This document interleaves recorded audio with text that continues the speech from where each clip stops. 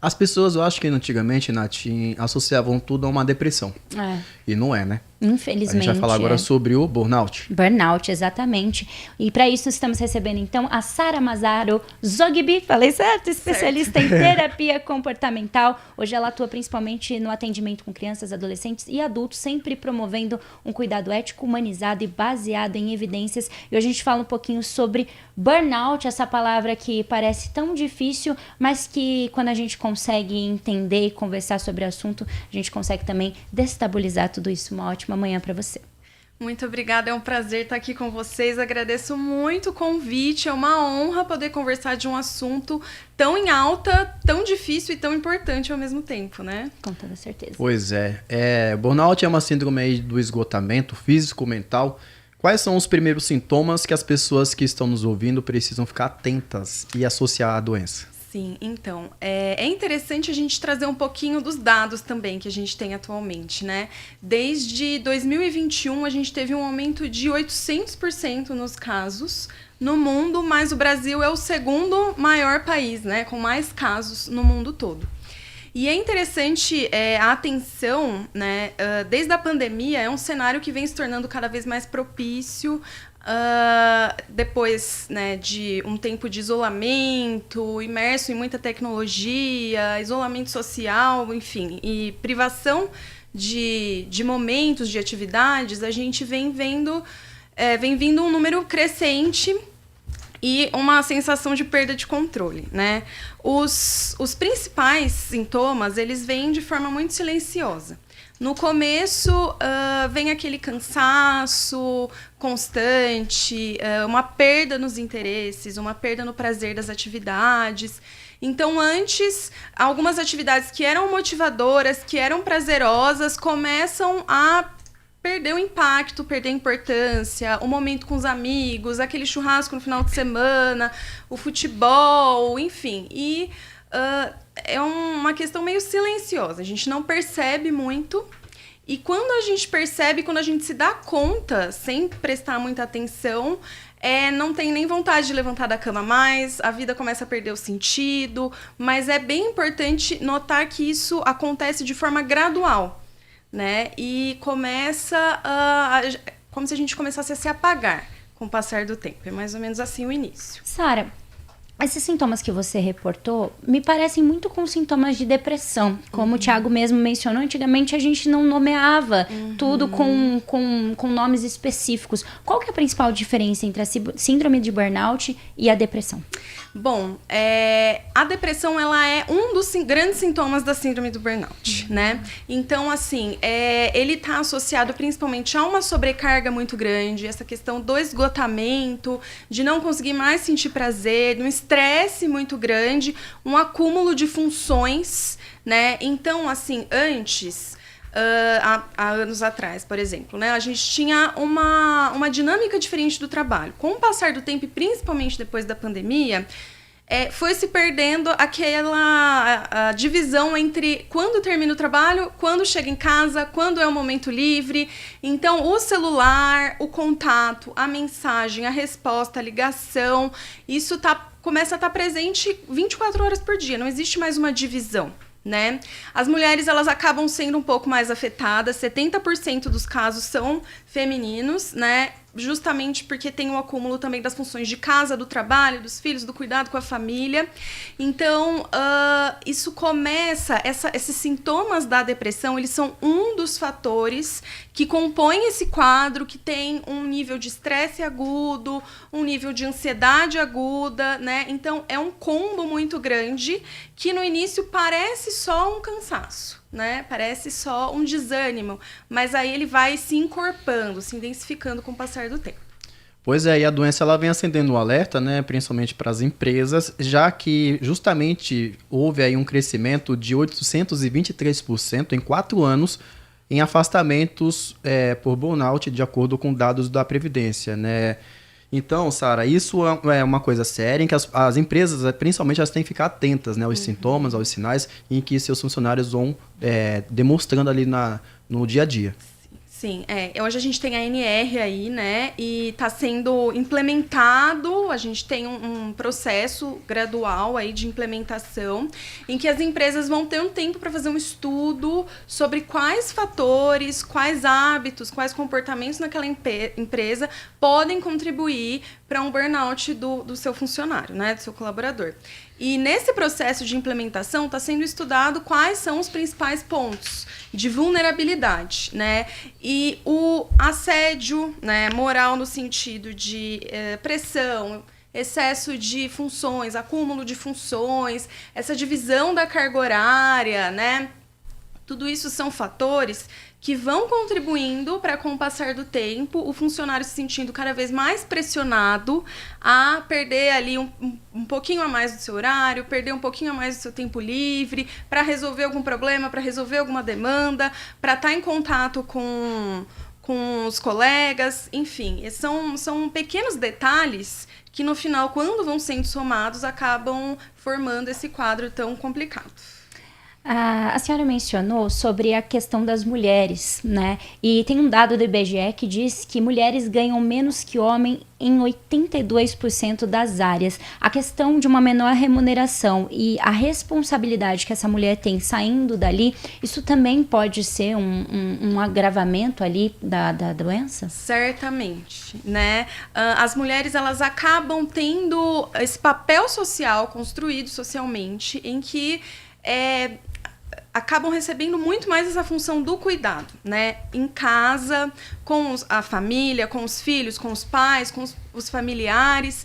E o que acontece? Quase como se fosse uma obrigação, uma função inerente dela, né? Ela nasceu para fazer isso, então isso é construído desde criança, essa ideia, esse conceito. E quando termina o horário de trabalho, tem mais 1, 2, 3 jornadas aí para se resolver em casa.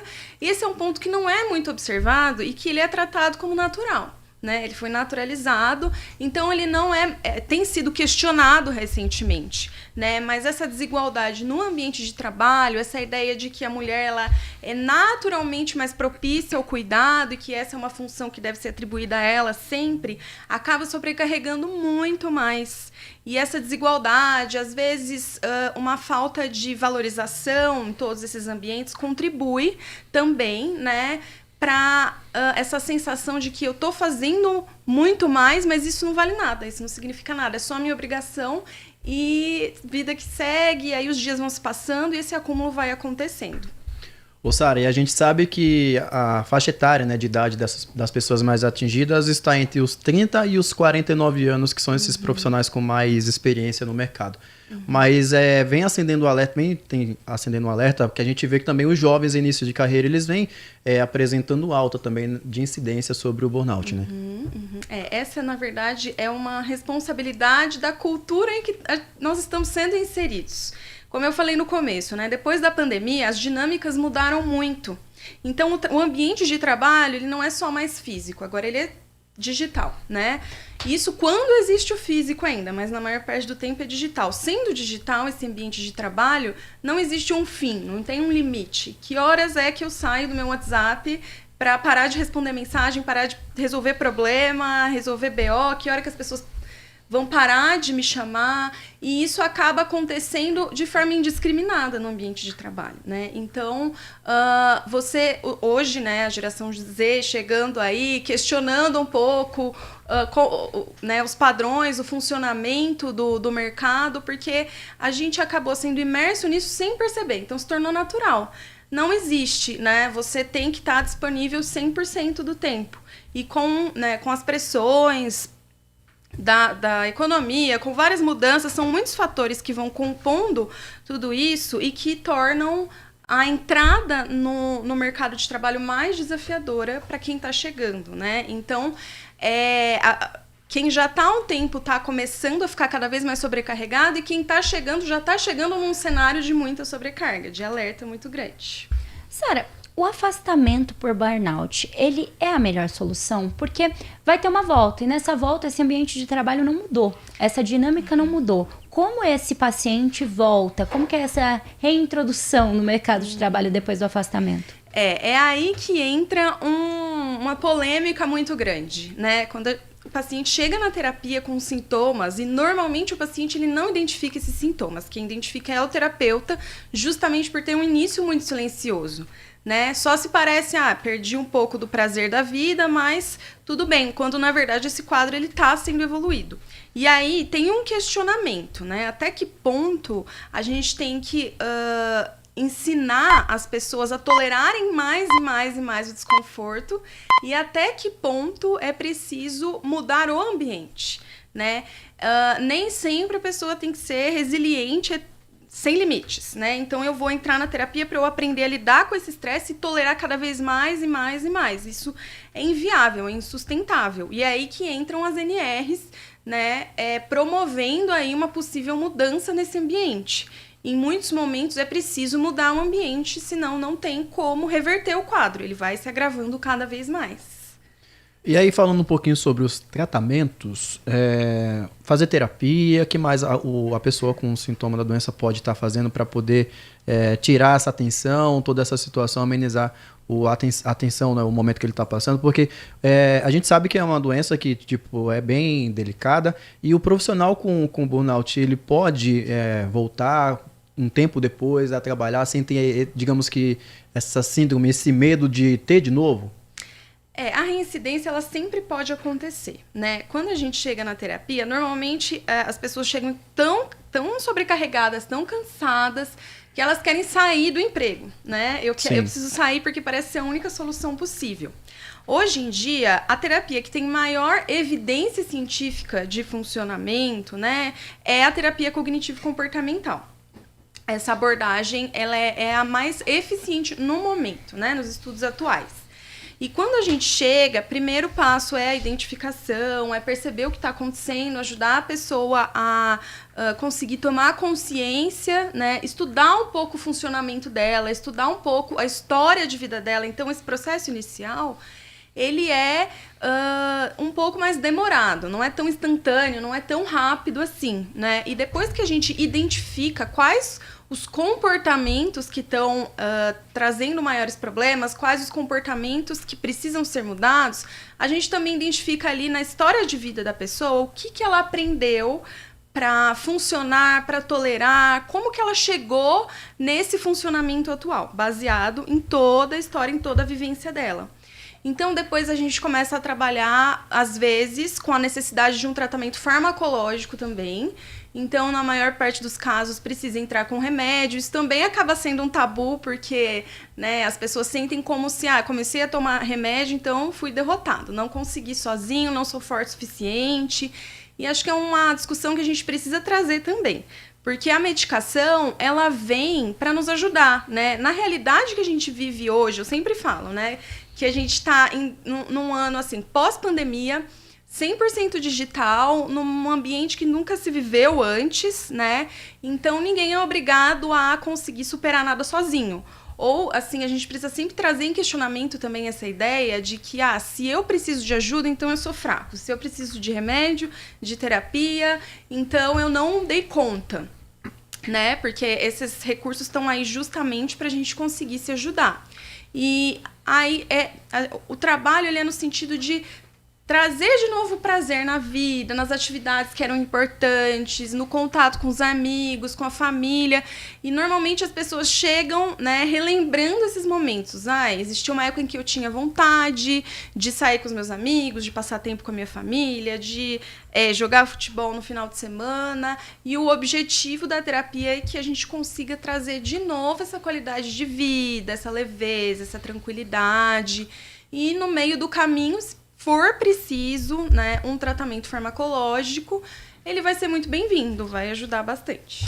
11h18. Para a gente finalizar, Sara, eu queria que você falasse também com os empresários, porque a gente fala muito com os colaboradores que têm esse amparo, né, NR1, de todas as leis, e o empresário, como fica nessa? Os pequenos empreendedores que nos escutam e que também podem sofrer de burnout. O que fazer nesses casos? Afinal, são eles por eles muitas das vezes. Sim, de fato, uma frase que eu adoto muito para minha vida, né, é que sem saúde não existe nada.